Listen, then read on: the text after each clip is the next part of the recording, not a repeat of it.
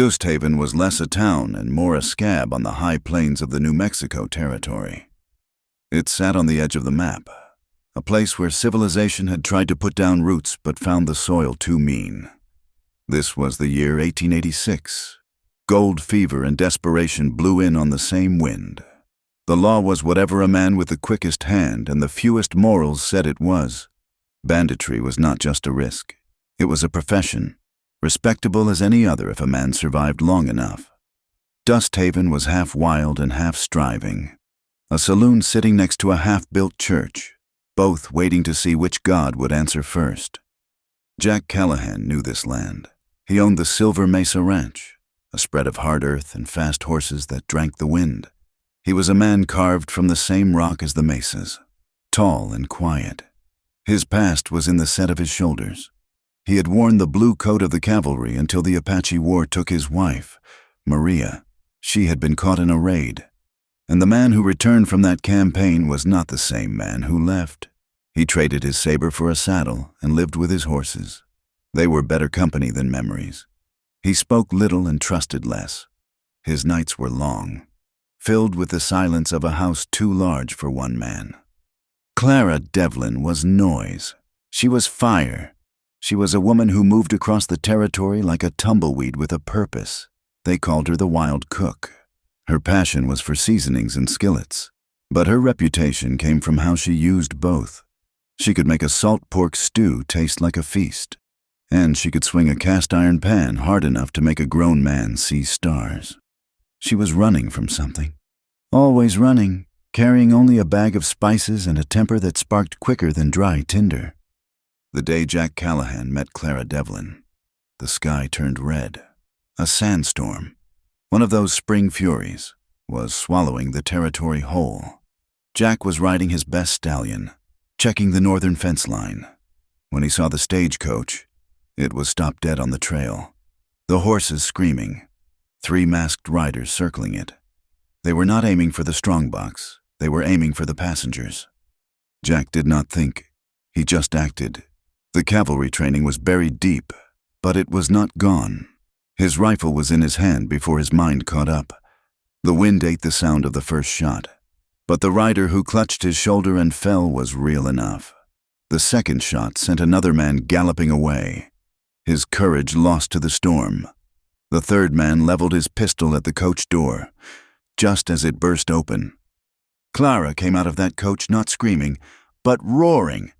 She held a heavy iron skillet, the one she never traveled without.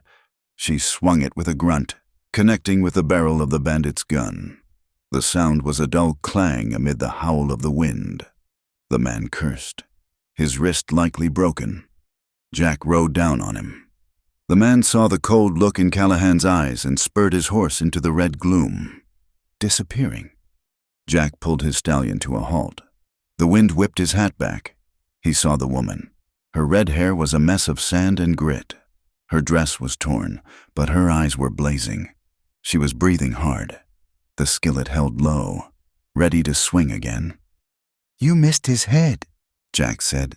His voice was rough, like gravel. Clara spat sand. "He moved.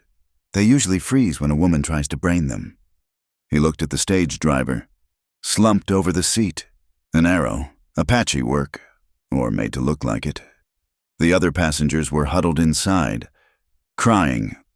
"He is dead," Jack said, nodding at the driver. "You can ride with me to Dusthaven. It is about 5 miles. Clara looked at his horse, then at him. She wiped her face, leaving a streak of mud. "I suppose I must, but I am not leaving my spices." They rode double. Clara sitting behind him, her spice bag digging into his back. The wind died as they reached the edge of Dusthaven. The town looked bruised by the storm. Jack led her down at the Golden Rail Saloon and Restaurant. It was the only place in town that served food warmer than body temperature. "You work here?" he asked. "I did," Clara said. She brushed sand from her skirt. "Up until this morning." The doors of the saloon swung open. A man with a heavily bandaged nose, flanked by 2 larger men, pointed at her. "There she is. That is the witch who assaulted me." The man was Billy Croft, the mayor's son, a useless boy of 25 who thought his name was a license. Jack looked at Clara. Her arms were crossed. She looked tired, not scared. "He put his hands where they were not welcome," Clara said, loud enough for the street to hear. "I put my skillet where it belonged, on his face." Billy Croft turned purple. "You are finished in this town. Devlin Pa." Mayor Croft appeared, a politician's smile fixed on his face.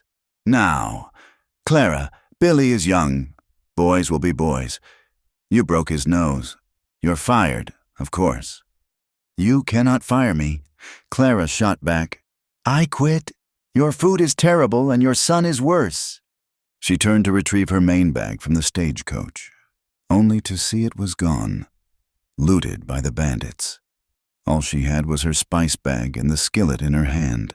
She stood alone in the street, covered in grit, with no job and no belongings. Jack Callahan watched the exchange. He hated town business. He needed to get back to Silver Mesa. His own cook, an old man named Jed, had died of lung fever 2 weeks prior. Jack had been living on cold beans and jerky. He urged his horse forward a few steps. "Miss Devlin." She turned. Her eyes narrowed, expecting another fight. "I need a cook," Jack said. "The Silver Mesa Ranch. It is 10 miles west of here. Pay is $20 a month, plus board. You cook for me and my 5 hands. You sleep in the main house. Separate room." Clara looked at the mayor, who was sneering. She looked at Billy, who was trying to look tough behind his bandages. She looked back at Jack. He was a hard man. His face was all angles and shadow, his eyes the color of a winter sky. But he had not tried to hurt her. He had saved her. "What are the terms?" she asked. "You cook," Jack said. "You cook well, and you cause no trouble, no skillets to the face, no arguments with my men. You stay out of my business." Clara hoisted her spice bag. "I cannot promise about the arguments, but I will not break any noses unless they deserve it, and my business is cooking." "Then we have a deal," Jack said. He did not offer her a hand up. He expected her to mount the horse herself. She did, swinging her leg over the stallion's rump with an unladylike grace. They rode out of Dusthaven, leaving the mayor and his son sputtering in the dust. The ride to Silver Mesa was silent. The air between them was thick. It was not the comfortable silence of old friends. It was the quiet of 2 predators trapped in a small space. Clara could feel the heat radiating from his back, the solid wall of muscle. He rode easily, as if he were part of the horse. She was intensely aware of him, of the way his hands held the reins, gentle but firm. He was aware of her. He could smell the cinnamon and sage that seemed to cling to her. Even through the dust, he could feel her breathing. It had been 3 years since a woman had been this close to him. 3 years since Maria. He pushed the thought away. This woman was fire. He was a man who had already been burned. The Silver Mesa Ranch was beautiful and empty. The main house was strong, made of thick adobe, but the windows were dark. The corrals were full of fine horses, mustangs crossed with thoroughbred blood. But the place felt asleep. "The kitchen is there," he said, pointing as they dismounted. "The hands eat at 6. I eat at 7. Your room is upstairs, second door on the left." "Just like that." "Just like that. Miss Devlin, cook. No trouble." He turned and walked toward the largest barn, his steps long and lonely. Clara watched him go. He was a man built of secrets. She shook her head. It was not her concern. She had a kitchen, she had a job, she was safe. For now. But safety was a fleeting thing in the territory. Clara learned that quickly. The kitchen was large, but neglected. She spent the first day scrubbing it down, her anger and frustration finding release in the hard work. She found supplies and made a stew that night that had the ranch hands weeping with gratitude. They were tough men, but good food made them gentle. Jack ate alone. As promised, he ate every bite. He said nothing, just nodded once, a sharp dip of his chin, and left the clean plate on the table. Over the next few days, Clara settled in. She explored. She was a curious woman. She noticed things. She noticed the largest barn, the one he always walked to, was new. The wood was fresh pine, not the weathered gray of the rest of the ranch, but next to it stood the foundation of another barn, a square of scorched earth and blackened stones. A fire, a bad one. She noticed the way the ranch hands stopped talking whenever Jack approached. They were loyal, but they were nervous. And she noticed the ledger. She was cleaning Jack's study, a room thick with the smell of leather and old tobacco.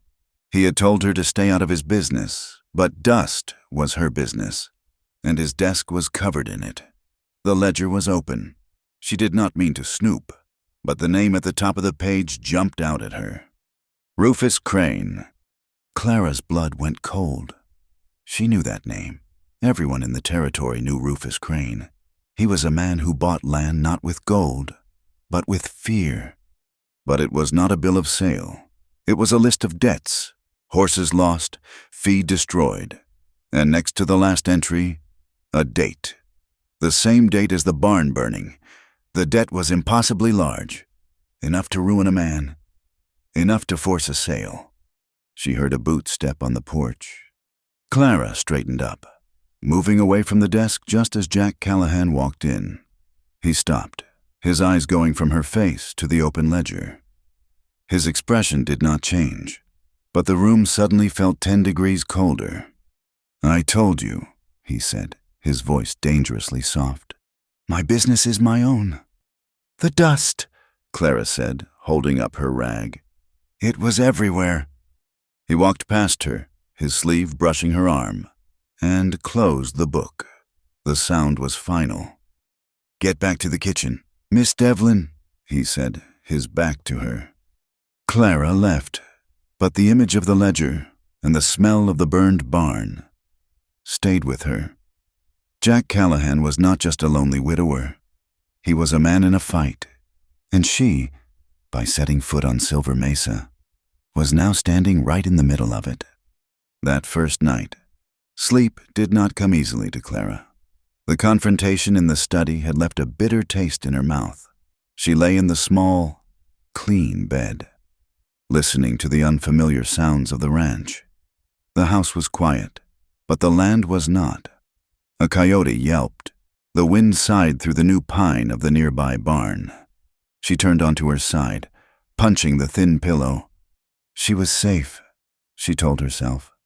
$20 a month, a roof, a man who kept his word, even if his words were few. The sound that woke her fully was not the wind. It was wood splintering. A sharp crack, followed by the terrified scream of a horse. Clara was out of bed in an instant, her heart hammering against her ribs. She ran to the window. The moon was a sliver, offering little light, but she could see shapes, men, at least 4 of them, masked, near the new barn. They were tearing down the corral fencing.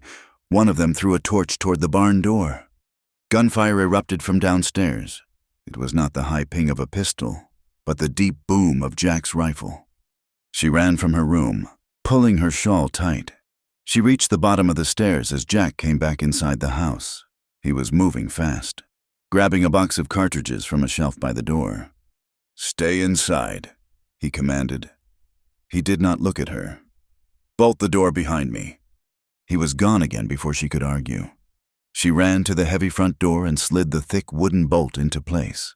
Her hands were shaking. She peered through the small window beside the door. The night was chaos. Horses were stampeding out of the broken corral. The torch had failed to catch the damp wood, sputtering in the dirt. The masked men were firing back now, their pistol shots sharp and frantic against the steady, measured response of Jack's rifle. She saw him move, a shadow using the water trough for cover. He was flanking them. He was a soldier. She saw it now. He did not move like a rancher. He moved like a hunter. One of the men cried out and fell. The others scrambled for their horses. They fired wildly as they retreated, bullets thudding into the adobe walls of the house. Clara flinched as one slug ripped through the window frame near her head, showering her with splinters. Jack did not chase them far. He stood in the moonlight, rifle held low, watching them disappear into the darkness. He stood there for a full minute. Then, slowly, he turned back toward the house. He was not limping. He was holding his left arm tight against his side. Clara fumbled with the bolt, her fingers clumsy. She opened the door as he reached the porch. "They are gone," he said. His voice was tight with a pain he refused to show. "You are hit," she said. It was not a question. "It is nothing. A graze." He pushed past her, heading for the whiskey bottle he kept in the study. "Sit down," Clara ordered. Jack stopped. He turned. In the dim lamplight of the main room, he looked pale. A dark stain was spreading across the sleeve of his shirt, just below the shoulder. "Miss Devlin," he started. "I said sit." Her voice had the same authority she used when telling a mule skinner his meal was not ready. "In the kitchen, where the light is good." For a long second, they stared at each other. The master of the house and the woman he had hired for cooking. He was bleeding. She was not asking. He moved first. He walked into the kitchen and sat heavily in the chair by the table. He was still holding the rifle. He placed it carefully on the floor beside him. Clara's fear turned to focus. This, she understood. A wound was a problem to be solved, like bad flour. She lit 2 more lamps, flooding the room with yellow light. She stoked the fire in the cook stove and put a kettle of water on to boil. "Take off your shirt," she said. He grunted. "I can manage." "You cannot see the wound, and I will not patch that shirt while you are wearing it. Take it off, or I will cut it off." He looked at her. Her chin was set. She meant it, slowly, wincing as the movement pulled the skin. He unbuttoned his shirt. He shrugged it off his good shoulder first, then eased it down over the wounded arm. He was breathing heavily through his nose. His jaw clenched. Clara tried not to look, but she saw his chest and shoulders were scarred, an old puckered mark from a bullet near his collarbone, a long, white line from a knife on his ribs. This was not the first time he had bled. The new wound was high on his left arm. It was ragged, a deep tear in the muscle where the bullet had ripped past. It was bleeding freely, but the bullet seemed to have gone through. "It is a graze," he said again, stubbornly. "It is a gouge," she corrected. "Hold this." She handed him a clean rag. "Press hard. I need whiskey and tweezers." She brought the bottle from the study. He looked at it. "I am not going to drink it. Mr. Callahan, it is for cleaning." She poured a generous amount onto another rag. He did not move. "This will sting," she warned. He just nodded, his eyes fixed on a crack in the wooden table. Clara set her jaw and pressed the whiskey-soaked rag into the open wound. Jack inhaled sharply, a hiss of breath through his teeth. His entire body went rigid. His knuckles turned white where he gripped the chair. But he did not make a sound. He did not pull away. He did not curse. He just sat there, taking the fire of the alcohol without flinching. Clara's hands began to tremble. She had seen men scream and faint from less.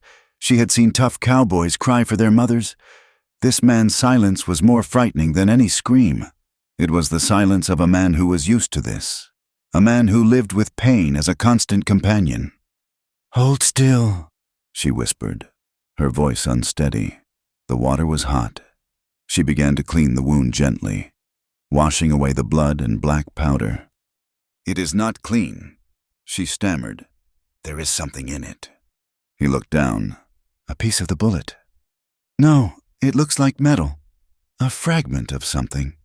She picked up the tweezers, taking a deep breath to steady her hand. "I have to get it out." He nodded again.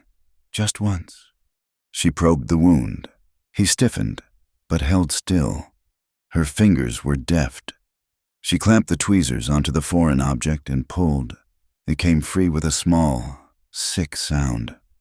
Jack let out his breath slowly. Clara dropped the piece of metal onto the clean table. It was small, jagged, maybe a piece of a casing or something the bullet had hit on its way to him. She washed it with a splash of whiskey. It was a small, twisted piece of tin, but something was on it, scratched deep into the surface, crude but clear, were 2 letters. R.C. Clara stared at the letters. Her trembling hands went still. R.C. She looked up from the metal to Jack's face. She thought of the ledger in his study, the impossible debt, the burned barn. Rufus Crane. This was not a random raid, she said. Her voice was flat. This was not bandits. This was him. Jack did not pretend to misunderstand. He looked at the piece of metal. He looked at her. He had seen her eyes when he closed the ledger. He knew she had seen the name. Yes, he said. The word was heavy. The men who burned your barn. She continued, her mind racing, putting the pieces together. The debt's in your book. It is all him, Rufus Crane. Yes. He is trying to push you out, is not he? Jack looked away from her, toward the dark window. He was tired. The blood loss was making him gray. He wants Silver Mesa. He wants it bad. Why, it is good land, but it is not the richest. The railroad, Jack said. He finally met her gaze. His eyes were bleak. The Atchison, Topeka and Santa Fe is surveying a spur line, right through this valley, right through my pasture. Crane knows. He bought up all the land north and south. I am the last piece.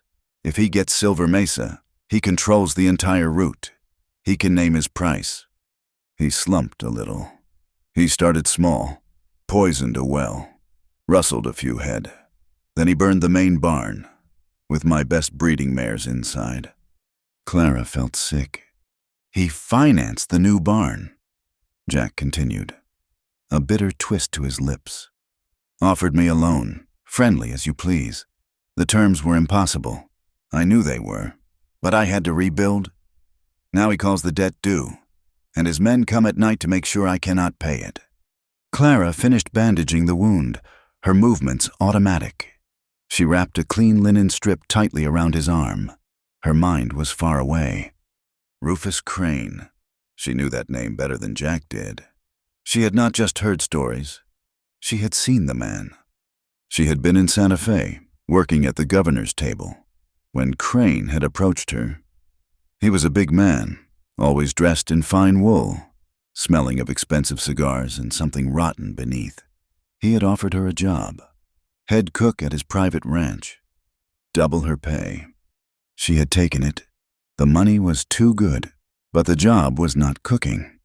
He does not just want land, Clara said. Her voice was low, hard. Jack looked at her, surprised by the venom in her tone.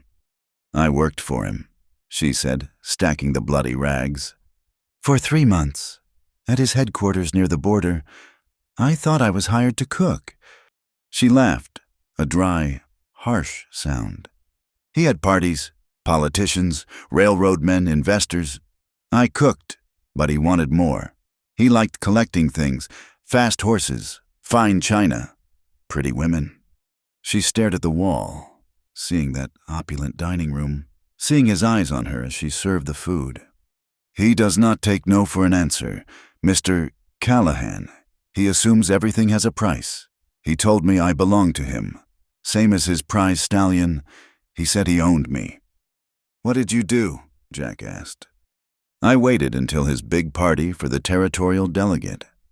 I cooked the finest meal of my life, and in his prized $70 pot of turtle soup, I added 3 ounces of the strongest purgative I own. Then I took my skillet, my spices, and I ran. She turned to face him. I have been running for 6 months. That is how I ended up in Dust Haven. That is how I ended up on that stagecoach. I was running from him. The silence in the kitchen was absolute. The only sound was the drip of water from the sink. Jack Callahan stared at the woman, The wild cook, the woman with the fiery temper and the skillet. He had brought her here to avoid trouble. He had brought her to the one place in the territory Crane would want to look. "My God," he whispered. Clara nodded, her eyes bright with a terrible, angry light. "You and me, Mr. Callahan. We are the two things Rufus Crane wants most. You have the land he needs, and I am the woman who embarrassed him." She picked up the twisted piece of metal. The RC gleamed in the lamplight. "You are right," she said. "He wants to destroy you. He wants to own me. This is not just about your ranch anymore." Jack stood up, his hand instinctively going to his wounded arm. He looked at Clara. He saw the fire in her. The same fire he had seen on the trail during the sandstorm, but it was not wild anymore. It was focused. It was the fire of a forge. "No," Jack said, "it is not." This was not about land. It was about honor. It was about a man's right to keep what was his, and a woman's right to be her own. It was about freedom.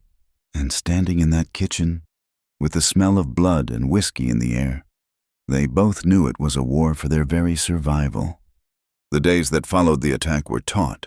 Jack and his hands worked from sunup to sundown, repairing the corral, resetting the gate posts, and doubling the watch. The ranch hands, a tight-lipped crew named Ames, Shorty, and young James, treated Clara with a new, somber respect. She was no longer just the cook. She was the woman who had faced down Jack Callahan's bleeding and not flinched. She was the woman who knew the name Rufus Crane. Jack was silent, more so than usual. He had barricaded himself behind a wall of work. He ate his meals standing, his eyes on the horizon, his rifle never more than an arm's length away. The wound on his arm was healing clean, but the tension in the house was a festering sore. Clara felt the change in herself, too. She was no longer just running. She was cornered. Every shadow seemed to hold a man. Every gust of wind sounded like a whispered threat. She cooked with a new fury, her stews thicker, her bread heavier, as if she could fight the coming battle with iron and flour. She had told Jack everything about her mother, how she had been the head cook for Crane's vast network of mining camps and supply trains, how she had been proud, fiery, and meticulously honest, and how, 10 years ago, on a supply run through the Gila, she had vanished. The report said Apache, but Clara, even as a girl, had never believed it. Her mother was too smart, too tough, to be taken so easily. There was no ransom note, no body, no trace, just a void. Jack had listened, his face impassive. He had said nothing, but his eyes had darkened. 2 days after the attack, Clara went to the main warehouse. It was a long adobe shed, separate from the house, where Jack stored bulk supplies, 100-pound sacks of flour, barrels of salt pork, tools, and old tack. The air inside was cool and still, smelling of burlap, leather, and dust. She was checking the flour levels, making a list. She moved a stack of empty crates, tucked behind them, pinned to a heavy wooden beam with a rusty skinning knife, was a folded piece of paper. It was not ranch stationery. It was cheap, yellowed paper. Her name was not on it, but she knew it was for her. Her hands felt numb as she pulled it free from the knife. The knife itself was a message. The writing was crude, spelled out in charcoal. "If you don't leave, you will die like your mother." Clara's breath seized in her chest.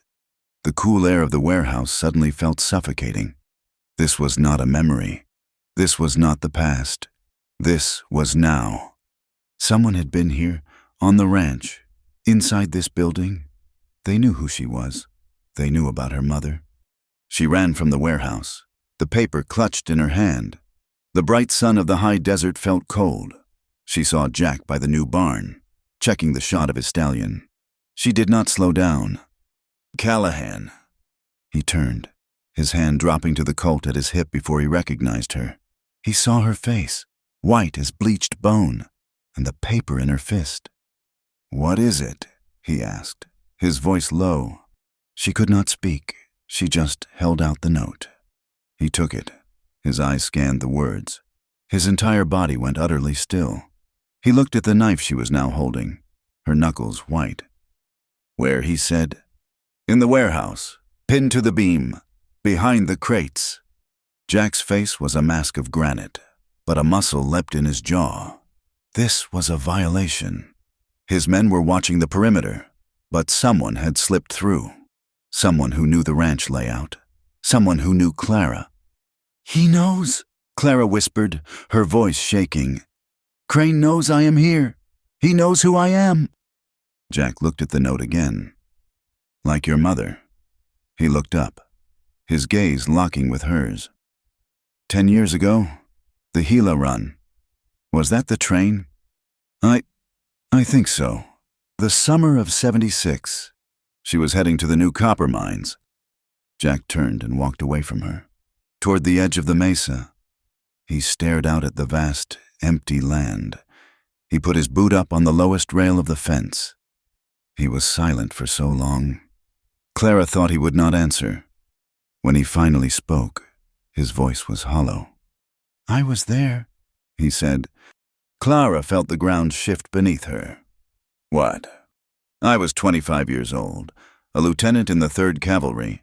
My troop had the escort contract for Crane's supply trains." He turned to face her. The sun was in his eyes, but she could see the memory playing out behind them.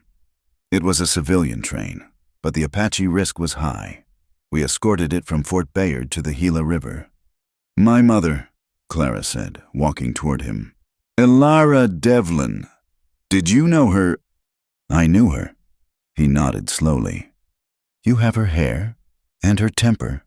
She was the only person on that train who was not afraid of Crane. She argued with him constantly about the quality of the rations he was providing the miners. She called him a thief to his face." "What happened to her?" Clara demanded, grabbing his good arm. "They said it was Apaches." That was the report.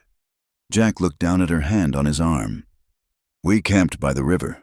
Crane rode ahead with his private guards to the mine, about 2 miles further.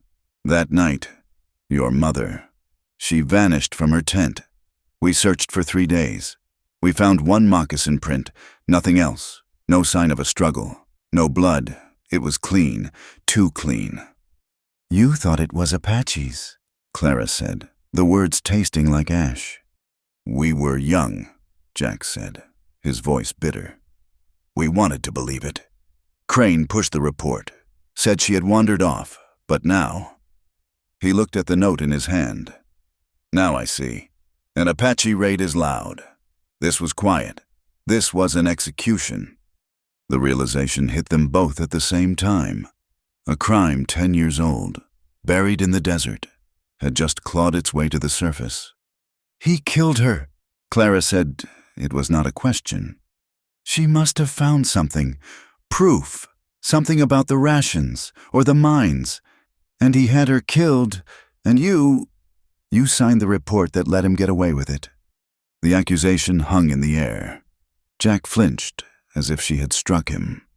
"We followed the evidence we had," he said, his voice hard. "I was a soldier, not a detective." "You were his escort," she cried, tears of rage and grief blurring her vision.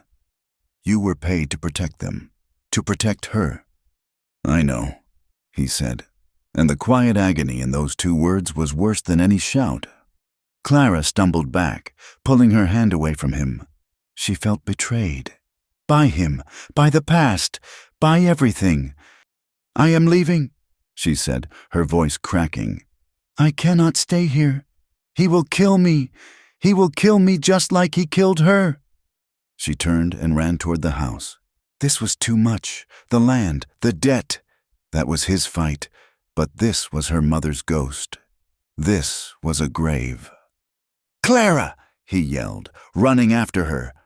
He caught her on the porch, his hand gentle on her arm. "Wait.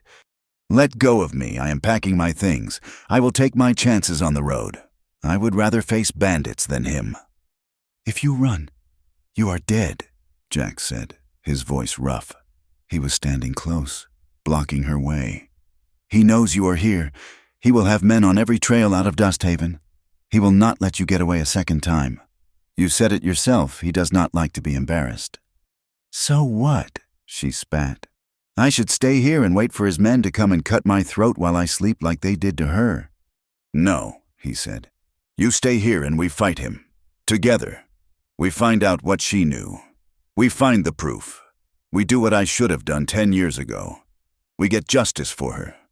Clara stared at him, her chest heaving. "Justice! There is no justice in this territory. Callahan, you said it yourself. There is just Rufus Crane. You cannot fight him." "I can," he said. "I must. He wants my land. He murdered your mother. Our pasts are tied to the same crime, Clara. We are the only two people left who can prove it. Do not run. Stay. Help me." The wind was picking up. The sky to the west, bright and blue an hour ago, was now a bruised, greenish black. Thunder rumbled in the distance. A storm, a big one. I cannot," she whispered. She was afraid. For the first time since she had swung her skillet on the trail, she was truly afraid. "Yes, you can," he said.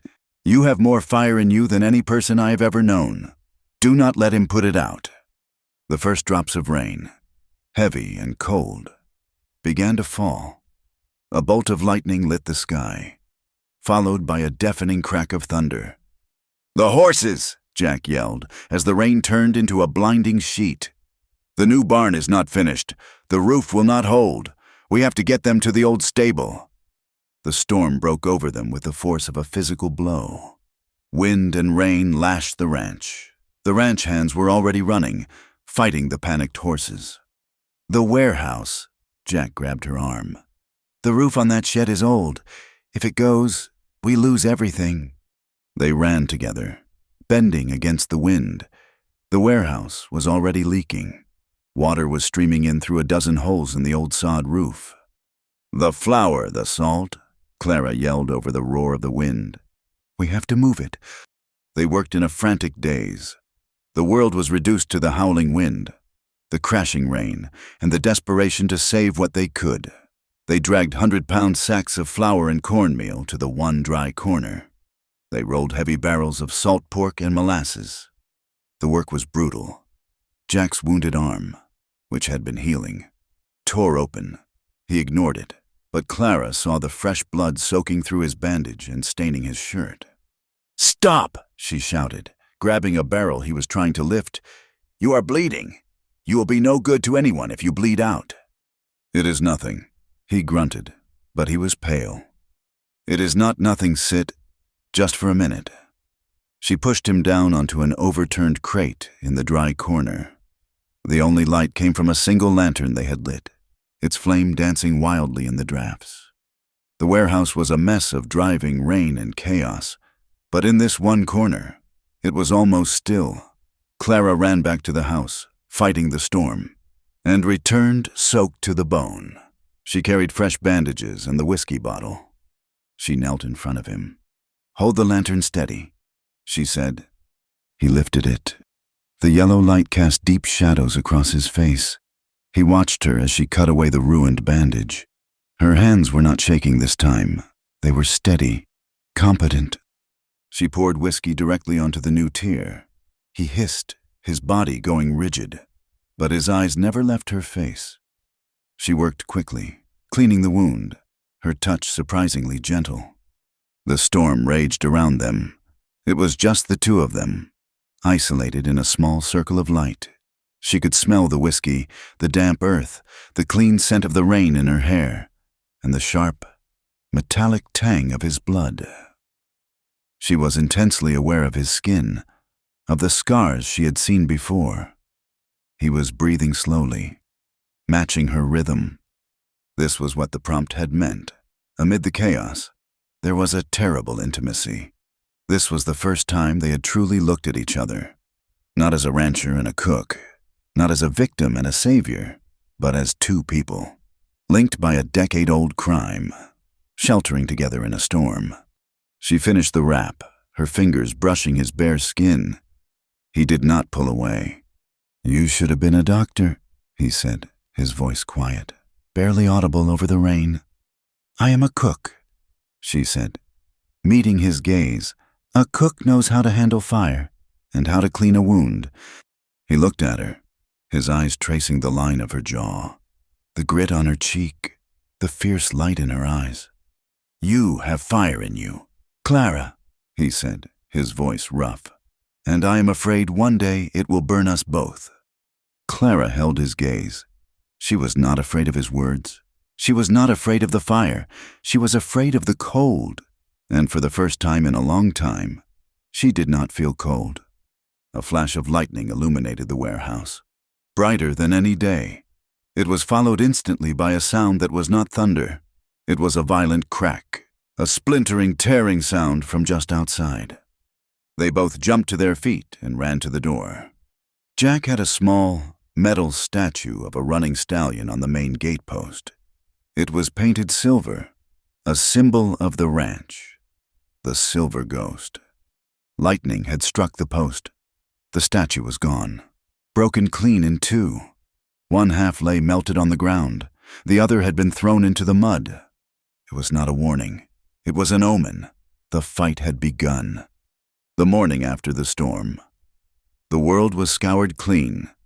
The air was sharp and thin, and the mud was already beginning to dry under the relentless New Mexico sun. The broken silver statue at the gate was a stark, ugly wound against the blue sky. Jack Callahan stood staring at it. His men, Ames, Shorty, and young James, were moving slowly, their spirits as broken as the metal. The night had taken the fight out of them. They were just ranch hands. They had signed on for hard work and bad pay, not for a war against Rufus Crane. Jack said nothing. He had run out of words. He was a man cornered, and he knew the smell of fear on his own ranch. Clara came out of the house. She had not slept. She had sat in the kitchen, listening to the dying storm. The note from the warehouse pressed flat on the table. "If you do not leave, you will die like your mother." She had two choices: run and die on the road, or stay and die here. She chose here, at least here. There was coffee. She walked past Jack, not looking at him. She went straight to the cookhouse, a small building separate from the main house. She rebuilt the fire, her movements sharp and angry. She was not a soldier. She was not a gunfighter. She was a cook, and damn them all, she was going to cook. By the time the sun was fully up, she had a pot of coffee so strong it could have walked on its own. She had a stack of sourdough biscuits, light as air and swimming in butter. She had bacon fried crisp and eggs from the hens that had survived the storm. She banged the iron triangle. "Food!" she yelled, her voice carrying across the yard. The hands shuffled in. They took their plates, expecting the usual hardtack and bitter grounds. They took one bite. Young James, a boy of barely 17, actually closed his eyes. "Ma'am," he said, his mouth full. This is like my mother's." "Eat up," Clara said, pushing the plate of bacon toward him. "There is a long day ahead." Ames and Shorty, men who had not said more than 2 words to her, ate in silence. But it was a different silence. It was the silence of men remembering they were human. When Jack finally came in, his face still a mask of granite, the mood in the room had shifted. It was no longer a morgue.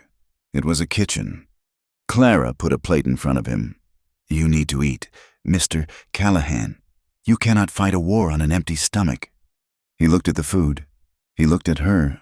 She had not run. After the note, after the storm, she was still here, making biscuits. He picked up the fork. That afternoon, she found him in the study. He was staring at the ledger, at the name Rufus Crane. "We have to look at those papers," she said. He did not look up. "This is my business. Miss Devlin, I told you that." "Your business," she said, walking up to the desk. "Got my mother killed? That makes it my business, too. Now, where are the original papers for this ranch? Not this loan, the deed from your father." He looked at her, his eyes cold. He was testing her. She did not flinch. She was no longer the terrified woman on the porch. She was the woman who had found the note. Slowly, he went to a heavy, locked chest in the corner. He opened it. It smelled of old leather and his father's tobacco. He pulled out a tin box. Inside were the founding documents of Silver Mesa, dating back 20 years. He laid the original deed, signed by his father, on the desk. Then he laid the loan agreement from Rufus Crane beside it. "This is the loan I signed," Jack said, his voice bitter. "The one Elias Thorne drew up." Elias Thorne. "Crane's accountant," Jack said. "He worked for Crane for decades. Vanished about 6 months ago, right after I signed this." "Vanished," Clara said. "Or was he vanished, like my mother?" She looked at the papers. "This is your father's signature." "It is," Jack said. "It looks real." She admitted. She studied the paper. She had a fine eye for detail, for the difference between good flour and bad. "But the paper feels different. This page with the boundaries, it is not the same as the others." She held it up to the light. Jack looked. He saw it, too. A slight difference in the watermark. "Thorne," Jack whispered, the realization dawning. "That devil." He went back to the tin box. He pulled out his father's true copy of the ranch charter. They laid it flat. "There," Clara said, her finger jabbing the page. "Look, your father's charter lists the water rights to the whole valley. They are part of the Silver Mesa deed. They cannot be separated." She pointed to the loan document. "This one, the one Thorne made. The signature page is real, but he must have switched the pages before you signed. This document says the water rights are separate, and that, if you default, he does not just get the land, he gets the water. He would control everything. He forged it." Jack said. The words were quiet, but they landed in the room like stones. "He built a trap, and I signed my own name to it. He used my father's own signature against me." "He did not just burn your barn," Clara said. "He has been planning to steal this place for years, and Thorne was the man who did it for him. He must have known he was signing his own death warrant when he did it."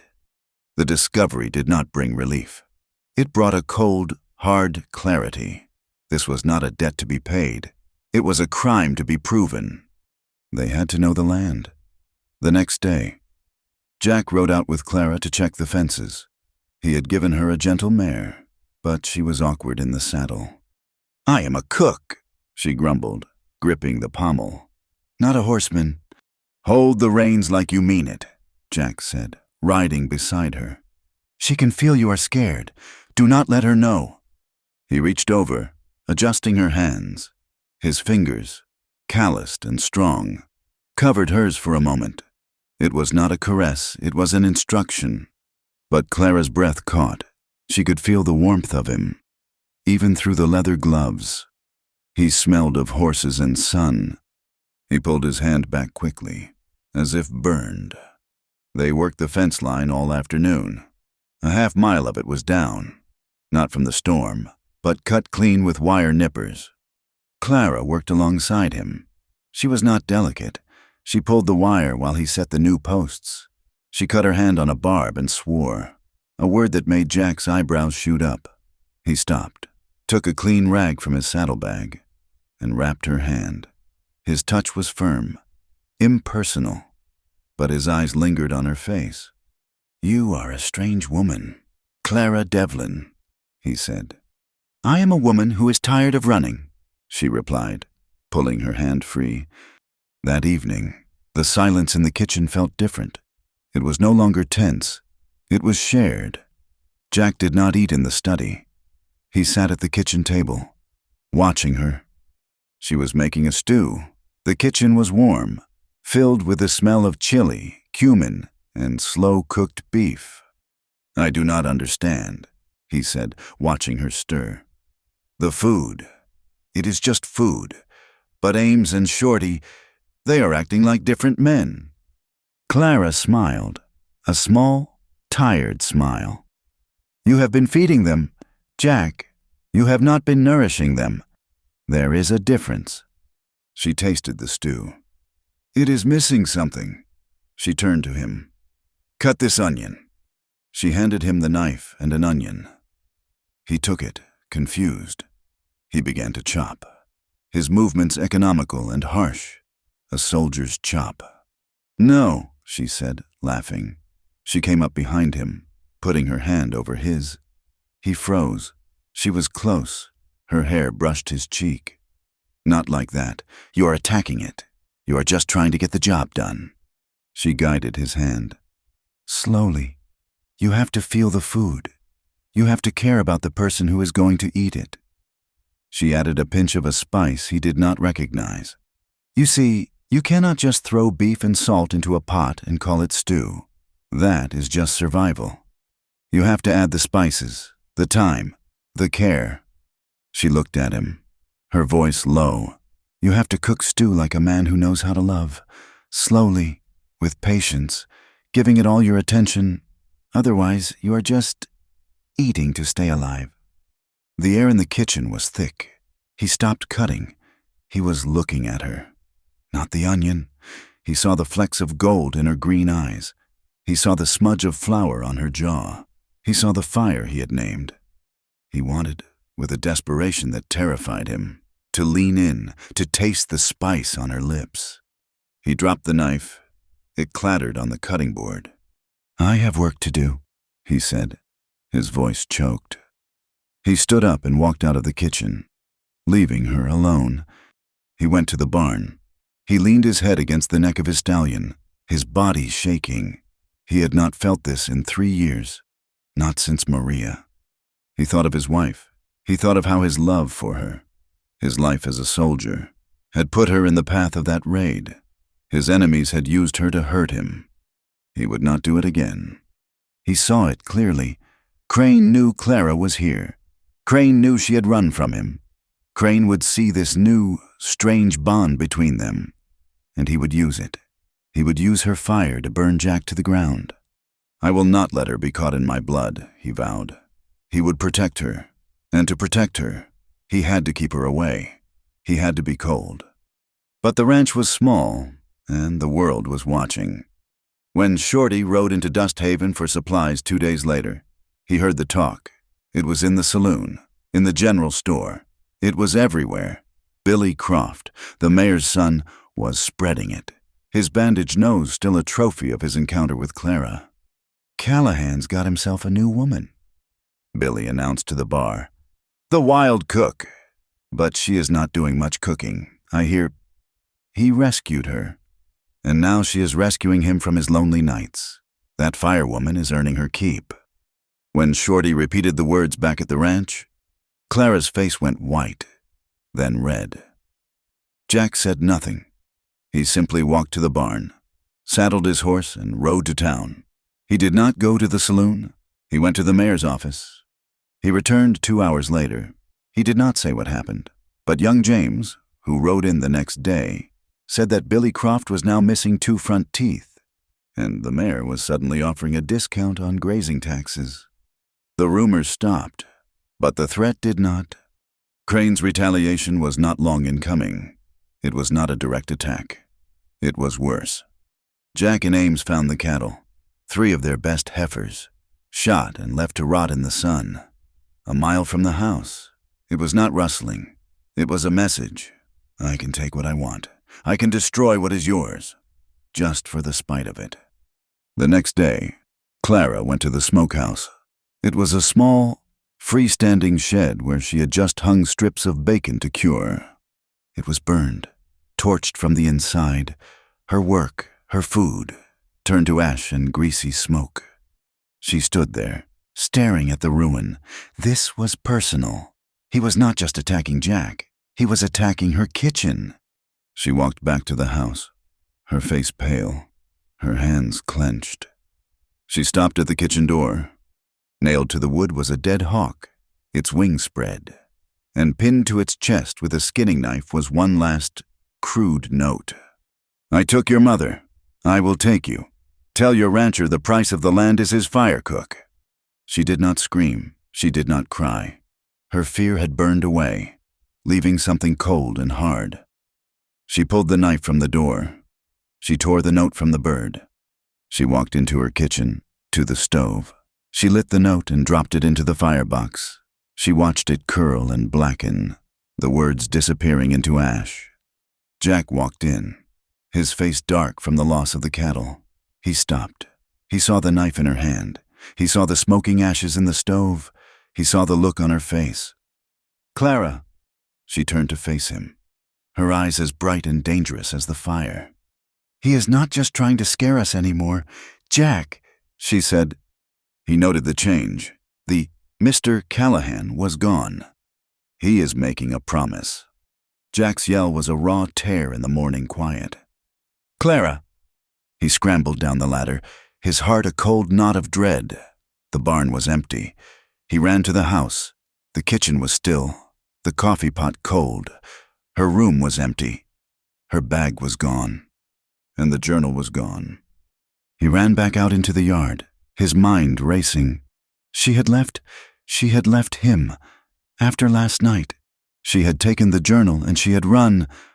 "No," he said, his voice low. He stopped in the middle of the yard. She would not run, not like that, not after finding her mother's words. She was going to Dusthaven. She was going to the law. He saw Ames by the corral. "Saddle my stallion, now, and your own." "Abbas." "Just do it," Jack roared. He ran back to the house, pulling on his boots, grabbing his rifle and his hat. He strapped his gun belt on, the weight of the Colt a familiar, cold comfort. He burst back out of the house. He saw young James riding in from the East Ridge, his face pale. "Mr. Callahan," James yelled, reining his horse in hard. "Smoke, south, near the trail to town." Jack was in the saddle before Ames had his own horse ready. "Where?" "About 3 miles out. I saw tracks." Jack spurred his horse, not waiting. He galloped out, following James's point. He left his men struggling to catch up. He rode with a reckless, cold fury. His gut told him he was too late. He found the spot where the horses had circled, the tracks of 4 riders, shod, heavy horses, and the tracks of a woman's boots, the small, frantic steps in the dirt where she had tried to run. He dismounted, his stomach turning to ice. He saw it, a small, dark patch in the dirt. He knelt. It was the remains of a small fire, hastily kicked out, and in the center, a piece of fabric. He pulled it free. It was linen, white, with a small C embroidered in the corner. His handkerchief, the one he had given her to wrap her hand on the fence line. It was scorched, half burned. They had taken her, and they had tried to burn the last trace of her. He stood up, the cloth clutched in his fist. He was no longer a rancher. He was the cavalry lieutenant who had failed a woman 10 years ago. He would not fail her again. Ames, Shorty, and James rode up. They saw their boss's face. It was not a face they knew. It was the face of a killer. 4 of them, Jack said, his voice flat. "They have her. They are heading south, toward the Gila, toward the old mine." "The Gila," Ames said, his eyes wide. "That is Crane's land. That is 50 miles. "They have a fresh horse for her. They will be there by nightfall. We are not stopping." "Boss," Shorty said, his voice low. "That is suicide. That is his territory. There will be 20 men there." Jack turned in the saddle. His eyes were the color of a winter sky. "Go back to the ranch. I do not pay you for this." He turned his horse south. He heard the sound of 3 horses following him. He did not look back. Clara had been thrown over the front of a saddle like a sack of flour. The man with the silver teeth, the one called Silas, had pulled her hair until her eyes watered, taken the oilcloth packet, and laughed when he saw the journal. "The boss will be pleased," he'd said. "He hates old books." They rode hard. They did not spare the horses. They did not spare her. By the time they reached the black-scorched hills of the Gila mining district, she was bruised, choking on dust, and her mind was a cold, bright point of pure hatred. The mine was a jagged hole in the side of a canyon. It was the place from the journal, the place where her mother's story had ended. A few derelict shacks clung to the hillside, their windows like dead eyes. A curl of smoke came from the largest one, a crude cookhouse built against the mine entrance. They dragged her inside. The place stank of stale grease, unwashed men, and despair. A fire burned low in a huge, makeshift iron stove. A pot of some foul-smelling stew bubbled on top. "Tie her up," Silas ordered. He tossed the journal onto a crude table, along with her letter. "She can watch us read her mail, then she can meet the boss. He is on his way." One of the men bound her hands and feet with rough rope and dumped her in a corner by a stack of firewood. Silas sat at the table. He picked up her letter to the judge. My, he said, scanning the words. "You are a regular writer. Are not you poisoning? Murder, alias Thorne. You have been a busy girl." He looked at the journal. "And this, her mother's own words, this is what you call proof." He laughed, a wheezing sound. "This is what you call a fire." He picked up the journal, weighed it in his hand. "You know what we do with paper, girl." He walked to the stove, opened the firebox. The flames inside glowed red. "No!" Clara screamed. She surged against the ropes, but they held fast. "No, please." "Please," Silas smiled, his silver teeth glinting. "That is better, but the boss is very clear about evidence." He tossed the journal into the fire. Clara watched, a soundless scream frozen in her throat. As the leather cover curled and blackened, the edges of the pages turned brown, then orange, then vanished into ash. 10 years of her mother's life. The proof, the justice, gone. Silas laughed again. "Now, all we have to do is wait for the boss and get rid of you and that traitor Thorne and your rancher." He sat back down, picking up a tin cup. One of the other men, a heavy, bearded man, went to the stove. He took a skillet, dipped it into a bucket of lard, and slapped a huge dollop into the pan. It began to sizzle and pop. Clara stopped fighting. The tears had frozen in her chest. The fire inside her, the one Jack had named, had burned out. There was nothing left but a cold, empty blackness. She was going to die here, just like her mother. She leaned her head back against the rough wood of the wall. She felt something sharp. She froze. She moved her head again, carefully. It was still there. Something hard, sticking through the thick coil of hair at the back of her head. The knife. Her small paring knife, the one with the thin, sharp blade. She always kept it with her, tucked into her hair, a habit from her days in rough kitchens. It was her tool, her last defense. She did not move. She waited. She watched the man with the skillet. She watched Silas drink. The third man sat by the door, cleaning his rifle. The bearded man turned his back to her, swearing as the hot grease popped and hit his hand. Slowly, carefully, Clara strained her head, her neck muscles screaming. She tried to work the knife free. It was tangled. She twisted, her teeth clenched. The man, Silas, looked over. "What are you doing, girl praying?" My ropes are too tight," she whispered. "They are cutting me." "Good," Silas said, and turned back to his drink. She gave one more violent twist of her head. The knife came free. It fell from her hair, down her back, and into the loose rope binding her wrists. Her heart hammered. She did not dare breathe.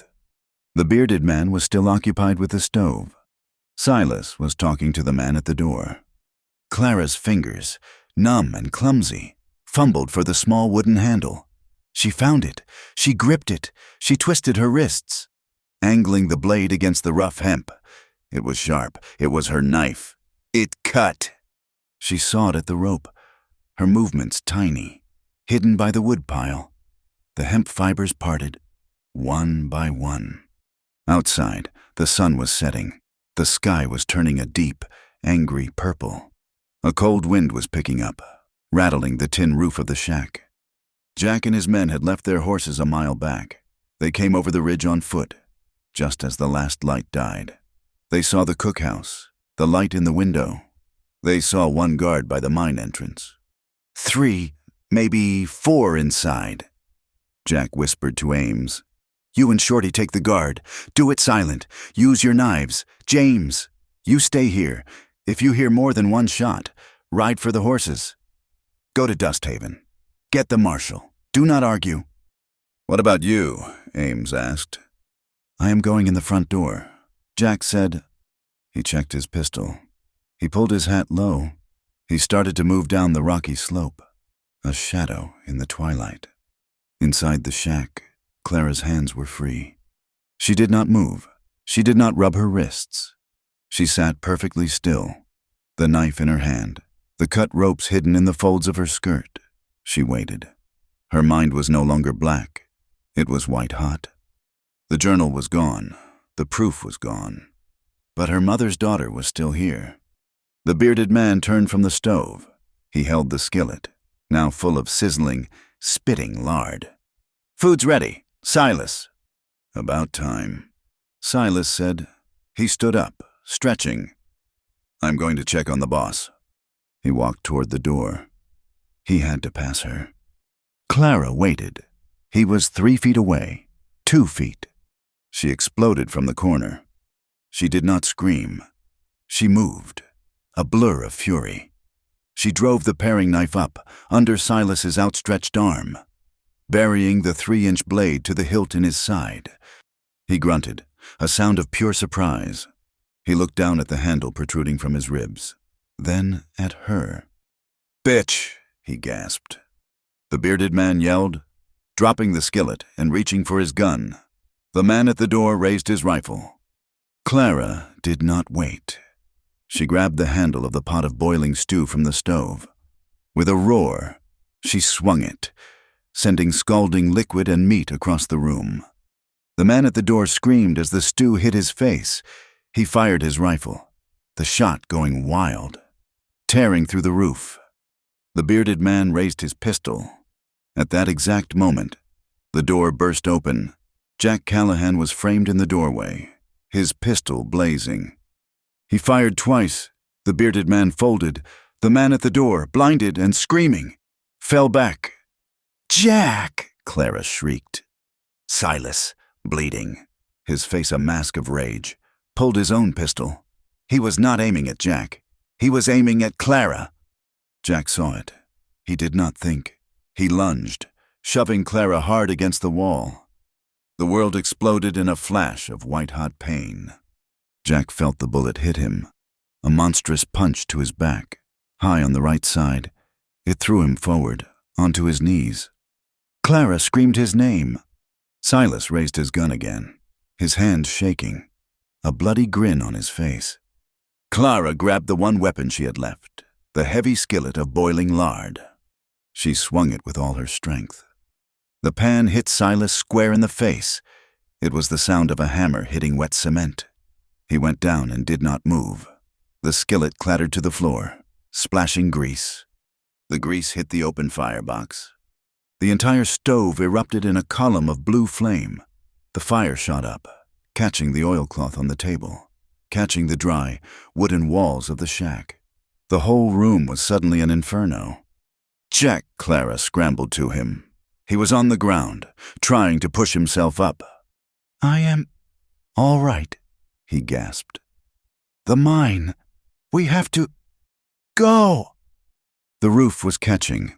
Outside, Ames and Shorty were firing, taking out the one remaining guard. Help me, Clara screamed. Ames ran in, his face grim. The heat was scorching. Grab him. They hauled Jack to his feet. He cried out, a raw sound of agony. They half-carried, half-dragged him out of the burning shack, just as the roof collapsed in a shower of sparks and flame. They stumbled away, into the darkness, toward the mine entrance. In here, Ames grunted, pulling them into the black, damp tunnel. "It is the only cover." They fell, coughing, just inside the mine, as the fire from the cookhouse licked at the entrance, catching the old, dry support timbers. Rain began to fall. Not a gentle rain, but a sudden, violent, cold downpour. It hissed on the flames, but it was too late for the shack. The fire was too hot. From a ridge a half-mile away, a man on a fine black horse watched. Rufus Crane. He had arrived just in time to see the explosion of flame. He saw the roof collapse. He saw the fire, fanned by the wind, spread to the mine entrance. He watched for 10 minutes. The rain was falling hard now, but the fire in the mine timbers was burning deep. The entrance groaned, and with a sound like thunder, the entire rock face sloughed off, burying the mine entrance under 1,000 tons of stone. Crane smiled. He could not hear the screams, but he could imagine them. He had been worried, but Silas, clumsy as he was, had solved all his problems. The cook was gone, the journal was gone, and Jack Callahan was gone, buried in the same mine he had poisoned men in. A fitting end, he said to himself. He turned his horse. Silver Mesa is mine. Deep inside the dark, suffocating tunnels. Clara knelt beside Jack. Ames had lit a small lantern. The air was thick with dust. Jack was unconscious, his breathing shallow. Clara had her hand pressed to the wound in his back. It was wet and hot. "We are trapped," Shorty said, his voice hollow, looking back at the wall of rock that had been the entrance. "There is another way," Ames said, his voice grim. "The old ventilation shafts, on the far side of the mountain, if they are not collapsed." Clara looked down at Jack's pale face. She felt for his pulse. It was weak, thready. "He will not make it," she whispered. She had not run. She had stayed. She had fought, and she had lost. The journal was gone. The proof was ash, and the man who had pulled her from the fire was dying in her arms. But as she moved to adjust the bandage, her hand brushed the oilcloth packet Silas had tossed on the table, the one that held her letter, the one he had not burned. She had grabbed it, in the chaos, after throwing the stew, before the fire. Her hand had closed on it. She had stuffed it into the pocket of her dress. She pulled it out. The letter to the judge. Thorne's confession. The journal was gone. But she still had the witness, and she still had her mother's story. The air in the tunnel was poison. It was thick with rock dust, the bitter smell of the explosion, and the dry, choking air of a tomb. Jack was a dead weight, his breathing a shallow, wet rattle. "He is drowning," Clara gasped, her hand still pressed to the hole in his back. "This way," Ames grunted. He had the lantern. "This mine connects to the old shafts, the ones they used for air. If they are not collapsed, they will lead west." "How far?" Shorty asked, his voice hollow. 10 miles, maybe 12, under the mountain." They made a sling from their belts and jackets. Ames and Shorty took Jack's weight. It was a brutal, staggering journey. They moved through absolute darkness, the small lantern casting huge, dancing shadows. Water dripped from the ceiling. The tunnels were narrow, and rats skittered away from the light. Clara carried the lantern in one hand and the oilcloth packet in the other. That packet was all that was left. Her letter. Thorne's confession. The journal was ash. The proof was gone, but the story remained. They walked for hours, or maybe it was a day. Time had no meaning in the black. Jack was delirious, muttering his dead wife's name, muttering about the cavalry. Clara's hope was a dying ember, fading with the strength in her legs. Then Ames stopped. "Listen." Wind. They could hear wind. A high, thin whistle. "The shaft," he whispered. They found it. A narrow, vertical chimney of rock. A rusty iron ladder ascending into a pinprick of light. "I will go first," Ames said, "Pass him up." It was the hardest work of their lives. They pushed and pulled Jack's unconscious body up the slick, rusted rungs, 50 feet, then 100. Clara followed, her body screaming with exhaustion. She burst out into blinding daylight. The sun was a hammer blow. She fell to her knees, gasping the clean, sharp air of the high desert. They were high on a canyon wall, a narrow slice in the red rock. "Where are we?" Clara shielded her eyes. "Coyote Canyon," Ames said, checking Jack's pulse. "The Apaches used to hide here. Jack and I, we were stationed here for 6 months." He pointed to a cleft in the rock, hidden by mesquite. "There, a spring. We have to get him out of the sun." The cave was small, barely a hollow, but the water was cold and clean. They laid Jack on the cool stone floor. Ames and Shorty looked at each other. The situation was grim. "We have to find James," Ames said. "He was our fallback, and we need the horses. Crane thinks we are dead. Let him. It is the only thing keeping us alive." "Go," Clara said. "I will stay. I will watch him." "We will be back," Shorty said. 2 days, 3 at most. Do not light a fire." "Wait," Ames said. He reached into the small pack he had managed to grab from the cookhouse. "James, he raises birds. We brought 2, just in case." He pulled out a small, wicker cage. Inside, a single carrier pigeon cooed nervously. Clara's heart leaped. "Give it to me." Ames handed her the bird and a small pencil stub. "It will go to Santa Fe. It is trained for the capital, but it is a long flight. It will make it." Clara said. She sat on the rock, pulled out her letter to Judge Hemlock. She uncorked the small inkwell she had grabbed. She was a cook. She never traveled without her tools. Ink, spices, a sharp knife. She added a postscript, her hand flying across the page. "He has tried to murder us. He burned the proof, the journal of Alara Devlin. He has trapped us in the mine. He thinks we are dead, but I am alive, and I have the sworn statement of his accountant. Elias Thorne, I am the daughter of Alara Devlin.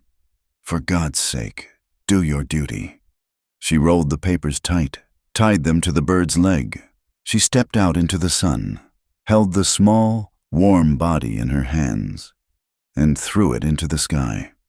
The pigeon circled once, a gray speck against the blue, and then flew north. She went back into the cave. She was alone with Jack. He was burning. The fever had taken him. She bathed his face with the cold spring water. She tore her own petticoat into strips, washing the wound on his back. The bullet was still in him. She was sure of it. It was high on his shoulder, near the lung. Every breath was a painful, shallow gasp. For 2 days, she did not sleep. She fed him water, drop by drop. She listened to him mutter, his mind lost in the past. He was back in the war, calling out orders. He was talking to Maria, begging her to forgive him. On the second night, the fever broke. She was dozing, her head against the cold wall, when his voice, thin but clear, woke her. "Clara!" Her eyes snapped open. He was looking at her. The delirium was gone. His eyes were clear. "You are back," she whispered, a wave of relief washing over her. "Am I?" he asked. He tried to sit up and grunted in pain. "Do not move," she ordered, pushing him down gently. "You are hurt badly, but you are alive." He looked around at the cave, then at the strip of sky visible from the entrance. The stars were out, a blanket of diamond dust. Where are Ames and Shorty?" "Gone for help, gone for the horses." "And the journal?" Clara's face hardened. "Gone, Silas. He burned it, in front of me." Jack closed his eyes. "Then it is over." "No," she said, her voice fierce. "It is not. I saved the packet. Your letter, Thorne's confession. I sent it, a pigeon, to Judge Hemlock in Santa Fe." He was quiet for a long time. The only sound was a cricket in the canyon. "A judge," he said, his voice bitter. "You still believe in that?" "I believe in my mother." Clara said, "I believe in this." She touched the oilcloth packet, which she had kept tucked in her dress. "He does not get to win." He looked at her, at the grit on her face, the dark circles under her eyes, the fire that was still there. "We will survive this, Jack," she whispered, her voice thick. "We have to. We will live, and we will get justice." He looked up at the stars. "Justice," he said, and the word was a cough. "I stopped believing in justice the day I signed that report, the one that called your mother's disappearance an Apache raid." "You did not know," she said. "I did not want to know," he said, his voice cracking with a sudden, raw energy. "It was easier to sign. It was easier to believe the lie. I was young. I was a coward. I let him murder her. Jack." "No, it is the truth." He turned his head, looking at her in the dim starlight. "Just like Maria." "Your wife. She did not just die in a raid," he said, and the words were torn from him. "It was my fault. I was arrogant. I was captain. I left the post exposed. I went after a small band, against my orders. I wanted the glory. The raid. It was retaliation. They hit the ranch because I left it. They killed her. Because of me. Because I wanted to be a hero." He was crying, not the loud sobs of a broken man, but the silent, agonizing tears of a man who had held his guilt for too long. The tears cut clean paths through the grime on his cheeks. He did not hide them. Clara felt her own eyes sting. This was the man beneath the granite, the man who had been cold for 3 years. He was not cold. He was frozen in his own guilt. She moved closer, wiping his face with the corner of her torn skirt. "You are not a killer, Jack," she whispered. "You are not a coward. You are just a man. You made mistakes. You lost, but you are not him. You are not Crane." He looked at her, his eyes searching her face. "You know how I know," she said, her voice soft, her hand resting on his chest. "Because you came for me. Because you took a bullet for me. A killer does not do that. A coward does not do that. Only a man who still believes in what is right." He grabbed her hand, his grip surprisingly strong. He held it to his lips. He did not say anything. He rested his head in her lap. She stroked his hair. The intimacy of the hayloft had been fire and desperation. This was something else. This was water. This was earth. It was quiet. They sat under the stars. 2 survivors. And for the first time, they were not fighting. They were just breathing. "We will live," he whispered, his voice muffled in her skirt. "We will live, and I will see him hang." They heard the signal 2 days later, a sharp, clear whistle, echoing in the canyon. Clara grabbed the small paring knife she still had, pushing Jack back into the shadows. Ames appeared at the mouth of the cave. "It is us." He and Shorty were there, and behind them, young James. They had 4 horses. "You are alive," James cried, his face breaking into a relieved grin. We saw the mine collapse. We thought you were... God, boss, you are hit." "I am standing," Jack said, getting to his feet slowly. Clara was at his side, holding him steady. "Thorne." "Safe," Ames said. "We got back to the ranch. Crane's men never even looked. They rode straight to Dust Haven. Crane posted a notice on the marshal's door. He is seizing Silver Mesa. The default is in effect. He says you are dead." "Not yet," Clara said. James held up a small, folded piece of paper. "This came this morning. Another bird. From Santa Fe. It found me at the ranch." Clara took it. Her hands were shaking. It was a reply. The message was short. 3 words. "I am coming. Hemlock." "A judge," Shorty spat. "What good is one judge against Crane's money? He owns everyone in Dust Haven." He does not own Judge Hemlock, Clara said, a slow, cold smile spreading across her face. He is from the district. He is real, and he is on his way. Ames looked at Jack. What is the plan? Boss, we ride for Santa Fe. Meet him on the trail. Jack looked at Clara. He saw the fire in her eyes, brighter than ever. He saw the strength that had pulled him back from the dead. No, Jack said. He stood up straight, his hand on his wounded shoulder, but his voice was iron. We are not running. Crane thinks we are ghosts. He stepped out of the cave, into the sunlight. It is time we haunted him. We are going back to Dust Haven. The judge is coming. We are going to be there to meet him. Clara stood beside him. We are going to face him in public. Ames grinned. A showdown. Jack shook his head. No, Ames, not a showdown, a trial. Dust Haven looked like a town holding its breath. When they rode in, the sun was high, bleaching the street to a pale, dusty white. The notice was there, just as Ames had said.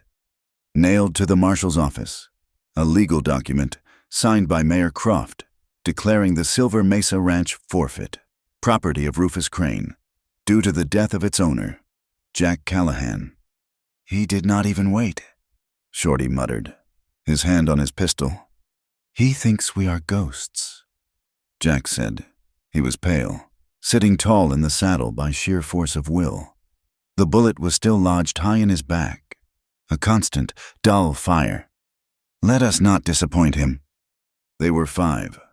Jack, Clara, Ames, Shorty, and young James. They had left Elias Thorne hidden in the old mission, a day's ride back.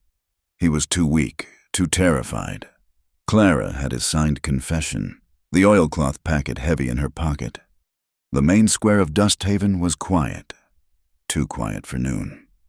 Faces peered from behind curtains. The saloon doors were closed. It is a trap, Ames said, his eyes scanning the rooftops.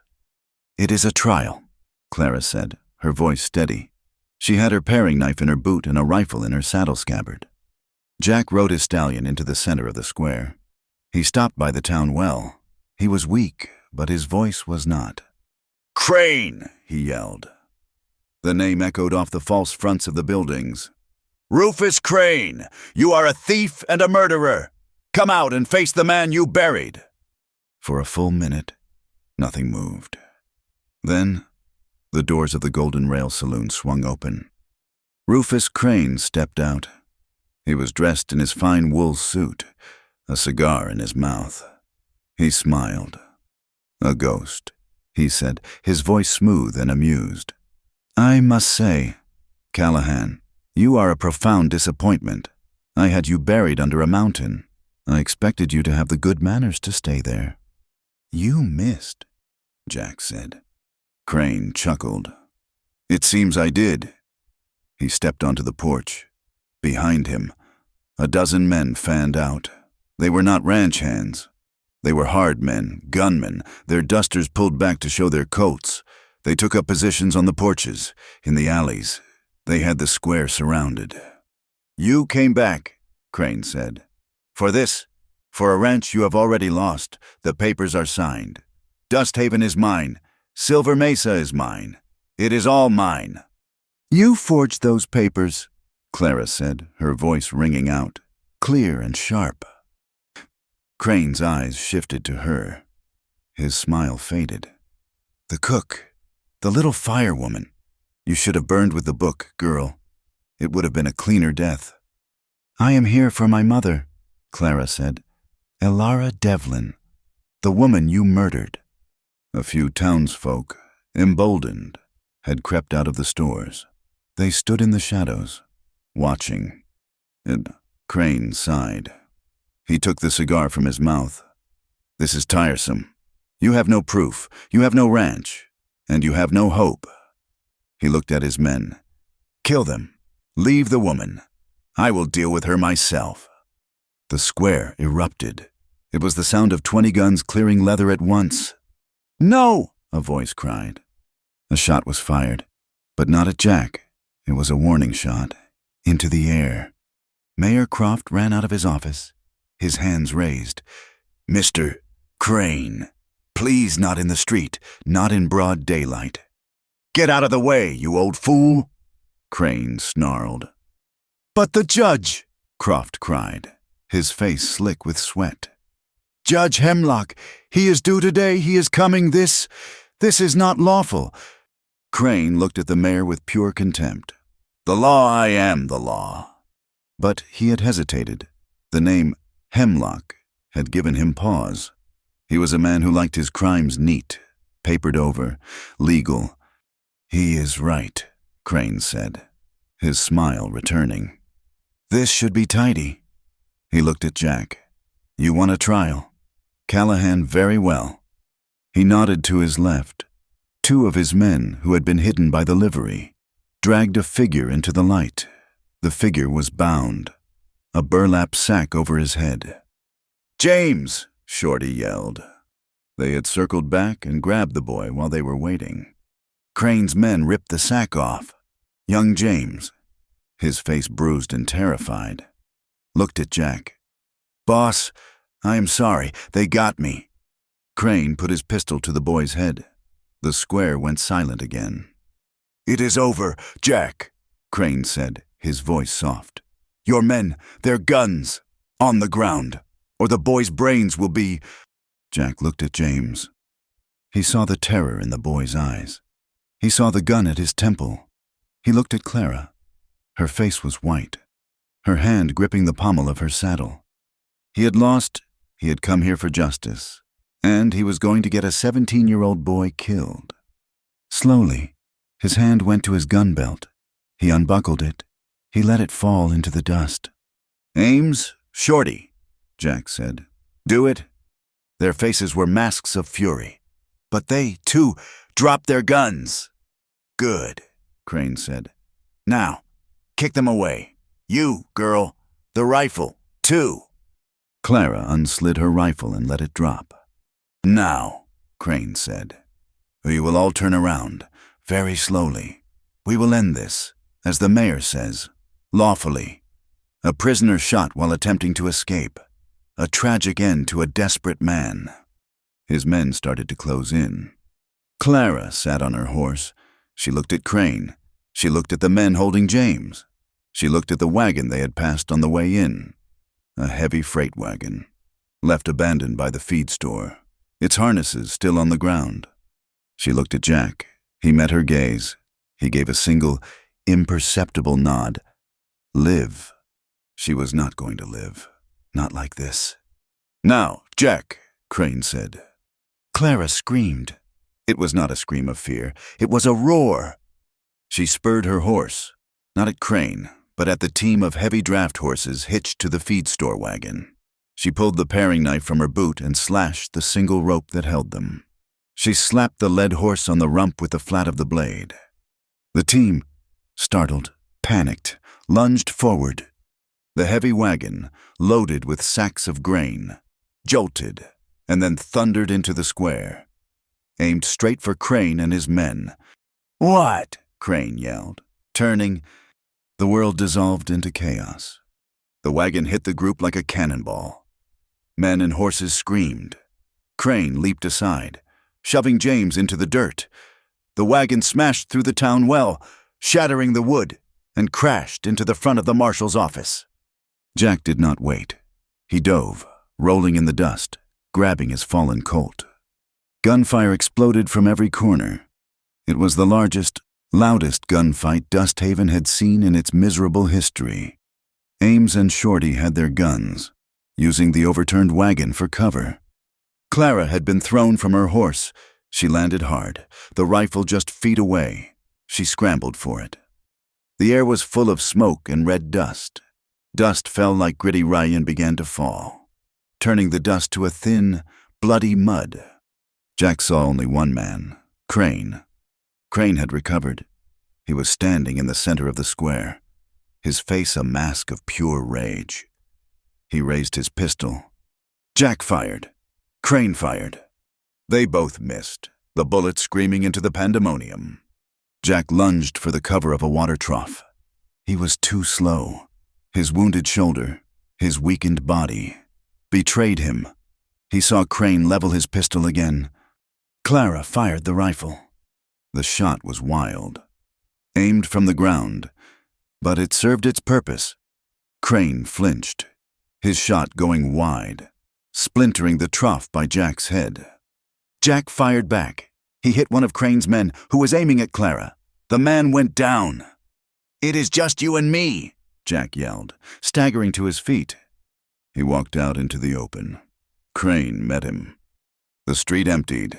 The other gunmen took cover, watching. This was the true fight.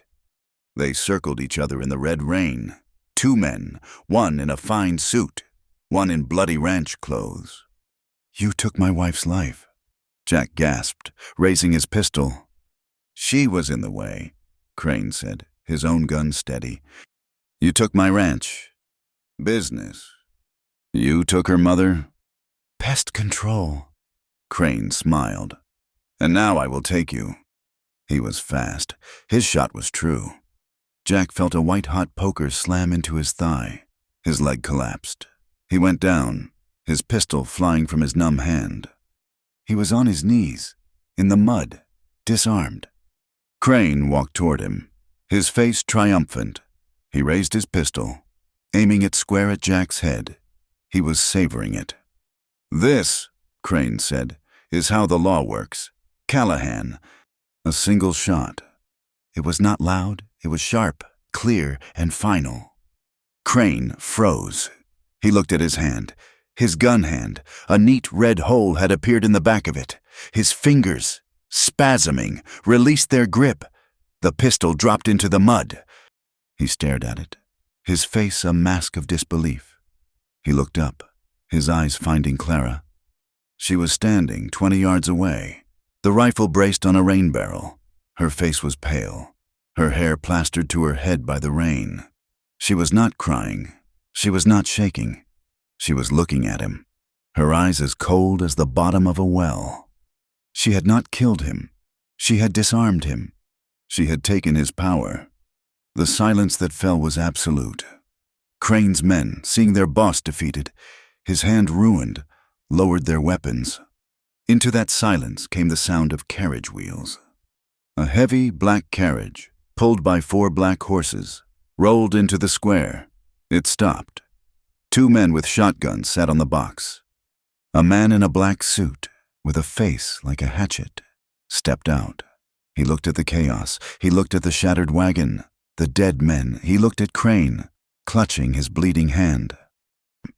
"Mr. Rufus Crane," the man said, his voice a gavel. "It seems I have arrived just in time." Crane stared at him. "Who in the hell are you?" "I am Judge Isaac Hemlock," the man said, "of the United States District Court. I received a message from a Miss Clara Devlin. I am here to open a federal inquiry into your affairs." Crane began to laugh, a desperate, wet sound. "An inquiry? You have nothing. No proof. The main proof. It is ash. I saw it burn." "You are wrong," Clara said. She walked forward, the rifle still held ready. The oilcloth packet was in her other hand. She did not give it to the judge. She held it up. "You burned my mother's journal. You murderer," she said, her voice carrying across the square. "But you did not burn the confession. I have the sworn statement of Elias Thorne, the man who forged your papers, the man who saw you poison your miners." The color drained from Crane's face. "He is lying," Crane whispered. "He is alive," Jack gasped from the ground. "He is at the old mission. He is waiting for the judge." Judge Hemlock looked from Clara's packet to Jack on the ground, to Crane. He nodded. "Mr. Crane," he said, "your reign of violence in this territory is over." He motioned to the men on his carriage. "United States Marshals, take him." The 2 hard men stepped down, their shotguns leveled. As they put the cuffs on Crane's one good wrist, a collective sigh went up from the townsfolk. It was the sound of a fever breaking. Clara dropped the rifle. The adrenaline, the rage, the focus that had held her up, all vanished. She ran to Jack. He was still on his knees, his head bowed. He looked up as she approached. His face was gray, but his eyes were finally clear. He smiled, a small, pained smile. You stayed, he whispered. You have so much fire, Clara. I know, she said, tears finally coming, hot and clean, washing the dust from her face. His eyes rolled back. His strength was gone. He pitched forward. She caught him. She sank to her knees in the red mud, pulling his heavy, broken body into her arms. She held him, his blood mixing with the rain, his head in her lap. Jack, she cried. Stay with me, Jack. She held him tight, her face buried in his hair, as the rain fell harder, washing the blood and the dust from the streets of Dusthaven. A month. That was how long it took for Dusthaven to breathe again. It took that long for the last of Rufus Crane's gunmen to be rounded up by the federal marshals, for the blood to be scrubbed from the saloon porch, and for the hole in the town well to be repaired. Jack Callahan, it turned out, was harder to kill than rumor suggested. He had not died in the mud. Clara's scream had brought the new town doctor running, a young, nervous man who had arrived only a week before, with Ames and Shorty standing guard. The doctor had spent 3 days at the Silver Mesa Ranch, fueled by Clara's coffee and nearly a full bottle of whiskey. He had dug the bullet from Jack's thigh, which had shattered the bone. He had probed the older wound in his back, the one from the mine, and declared the bullet was too deep, too close to the lung. It would stay, a permanent reminder. 1 month later, Silver Mesa was healing. The heavy, oppressive silence of fear had been replaced by the sound of hammers. Jack sat on the front porch, his leg propped up on a stool, a heavy wooden cane leaning against his chair. He was supposed to be resting, but he was not a man built for rest. He was watching Ames and Shorty put the finishing touches on a new barn. Not just a repair of the burned one, but a new structure, built of solid oak shipped in from the east, its frame strong and defiant against the sky. It was a symbol. Clara was not on the ranch. She was in town. The Golden Rail Saloon had been shut down. Judge Hemlock's investigation had implicated Mayor Croft so thoroughly that the man had signed over the saloon and all his property to the township just to escape a federal prison. He was gone, vanished in the night. Clara had taken over the lease. The first thing she did was tear down the gaudy, wine-colored wallpaper and the painting of the naked woman over the bar. She had scrubbed the floors with lye until the smell of stale beer and fear was gone. She had painted the walls a bright, clean white. She renamed it. It was not a saloon. It was a restaurant. Mesa Kitchen. The sign, painted by young James, was simple. The place was bright. It smelled of roasting chili, fresh sourdough bread, and strong coffee. She was feeding the marshals, the ranchers who were finally returning, the townsfolk who were rebuilding. She had stopped a war, and now she was nourishing the peace. Dusthaven was changing. Judge Hemlock had stayed for 3 weeks, appointing a new, honest marshal from Santa Fe. The law, for the first time, was not for sale. It was real. The trial of Rufus Crane had been front-page news in the Santa Fe paper. Elias Thorne, pale and shaking but protected by 2 marshals, had testified for 2 full days. He told them everything: the forged deed to Silver Mesa, the conspiracy to control the railroad line, the slow poisoning of the miners at the Gila camp, the cold-blooded murder of Alara Devlin. Rufus Crane, his hand bandaged, his arrogance gone, had been found guilty on 47 counts of fraud, conspiracy, and murder. He was hanged 2 weeks ago, in the capital, not in the town he had tried to own. The newspapers had arrived in Dusthaven. They were full of the story. They mentioned Jack, the brave rancher who had fought back, but they were fascinated by her.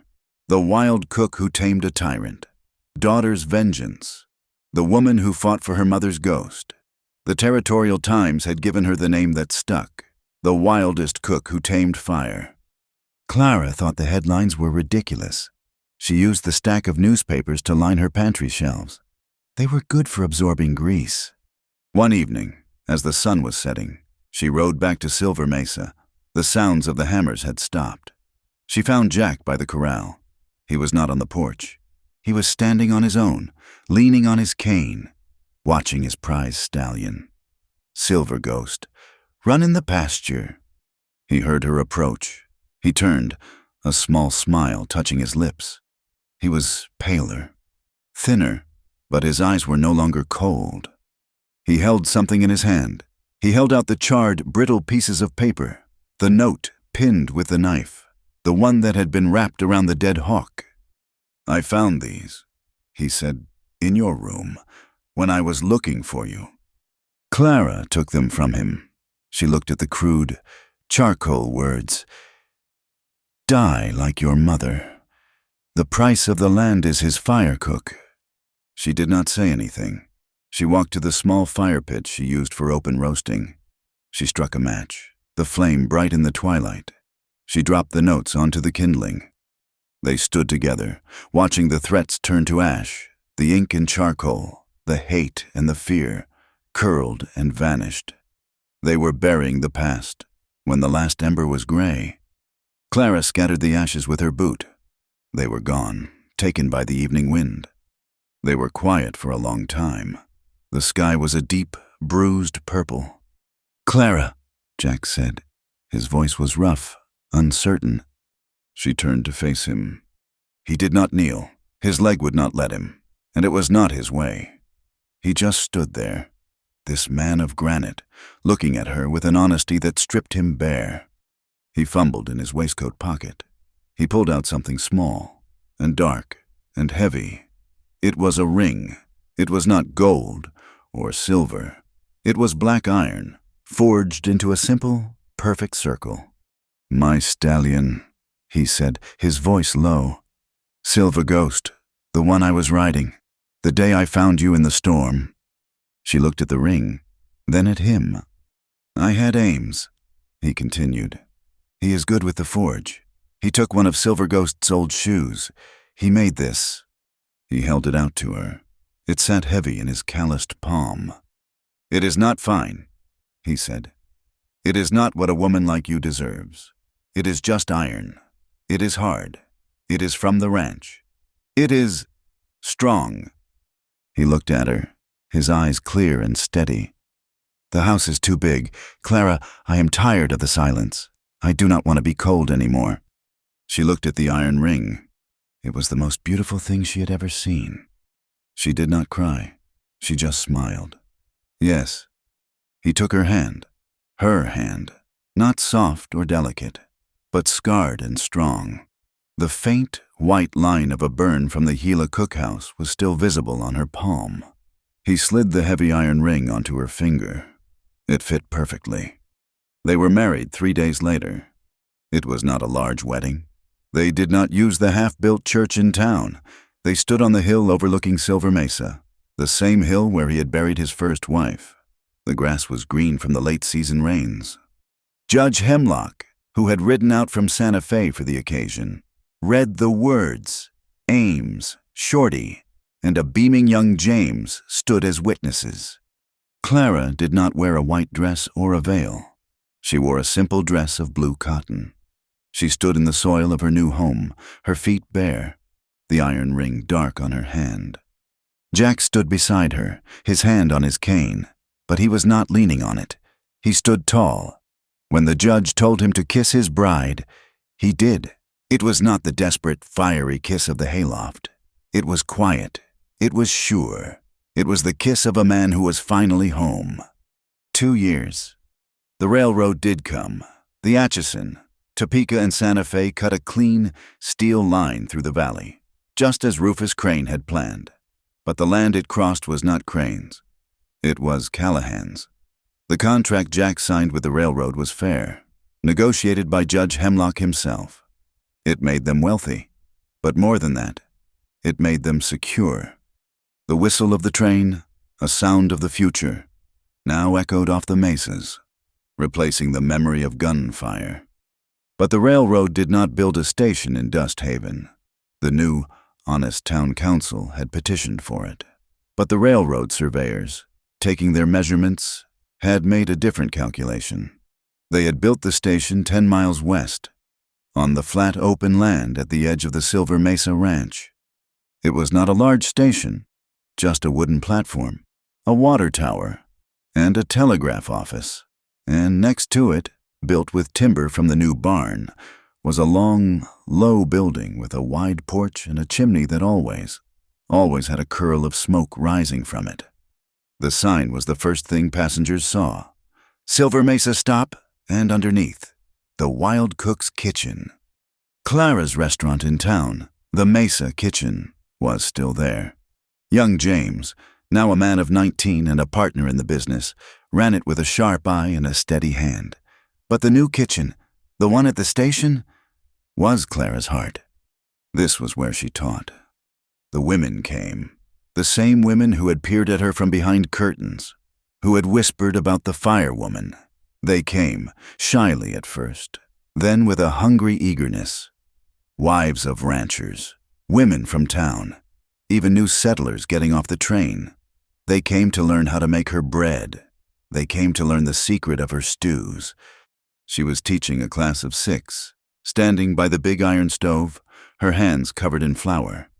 She was showing them how to fold the dough, how to feel the life in it.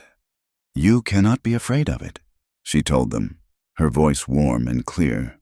"Flour, water, salt, yeast. It is simple, but it needs your attention. It needs your warmth. You cannot just command it. You have to work with it. You have to respect it." A young woman from the east, new to the territory, was kneading her dough with a frantic, angry energy. "It will not do what I want," she complained. "It is sticky and mean." Clara laughed. She put her hands, still wearing the black iron ring, on the woman's. "Of course not. You are fighting it. You are trying to make it fear you." She looked around at the women, at their serious, flour-dusted faces. "Freedom," Clara said, her voice dropping, "is just like this fire." She tapped the hot stove. "If you know how to hold it, if you respect it and feed it, it warms you. It cooks your bread.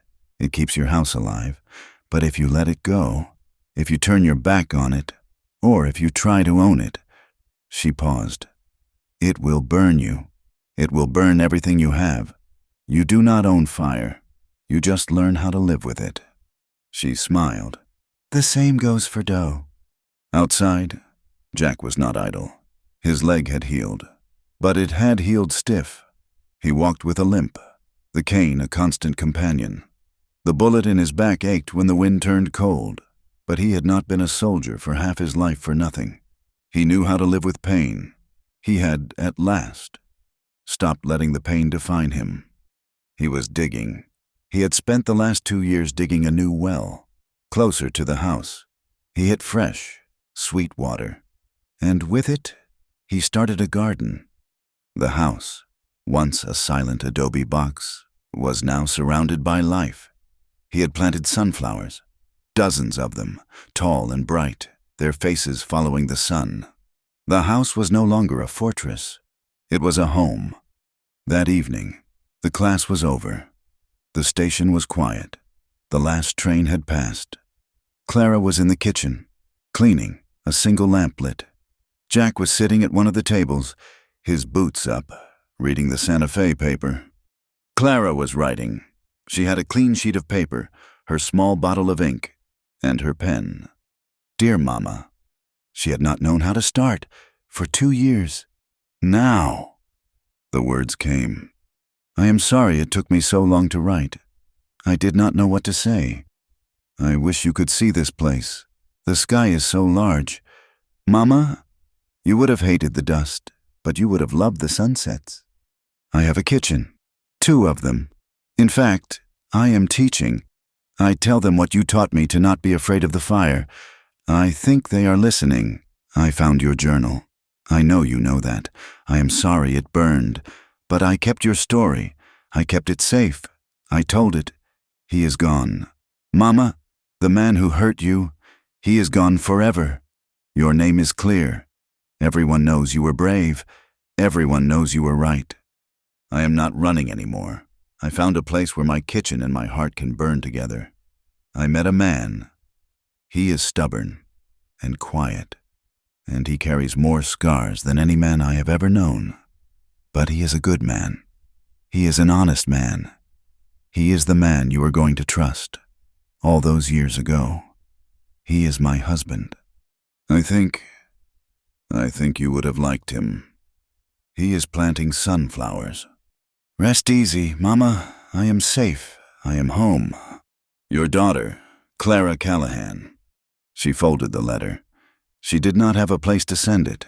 She walked to the stove, opened the firebox. The embers glowed red. She looked at the letter, and then she did not put it in. She slid it into the pocket of her apron. This was a story to keep. Jack looked up from his paper. Done writing. Yes, she said. He stood, wincing, and came over to her. He put his arms around her waist, pulling her back against his chest. He was solid. He was warm. They stood and looked out the window. The kitchen smoke from the chimney was rising, a thin gray ribbon. It caught the light of the setting sun, turning orange and rose and purple. It mingled with the high clouds, disappearing into the vast, wild, and peaceful sky. The next day was Sunday. They rode past Silver Mesa, where the horses ran free. They rode past Dust Haven. The town was no longer a scab. The church was finished. The bell rang. There was a schoolhouse. The marshal's office, its front repaired, had a new, clean coat of paint. They rode past the entrance to the valley. There was a new sign there, freshly painted. It had been commissioned by the town council. It was tall, made of solid pine. The words were painted in bold, clear black. Silver Mesa, home of the wild cook and the rancher who rescued her. Jack reined in his horse. They got it wrong. Clara looked at him. What do you mean? It looks right to me. He turned in the saddle. He looked at her, at his wife, at the woman who had saved him from his own ghosts, who had pulled him from a collapsed mine, who had given him a reason to live. No, he said, a slow smile spreading across his face. He reached out and took her hand. They got it backwards. He nudged his horse, and they rode on together, into the sunset. Thank you all for listening to this story. We would love to connect with you, so please comment down below and let us know where you are listening from. Be sure to subscribe to our channel, Wild West Tales, and like this video. And if you enjoyed this story, please support us by hitting that hype button so more people can hear it.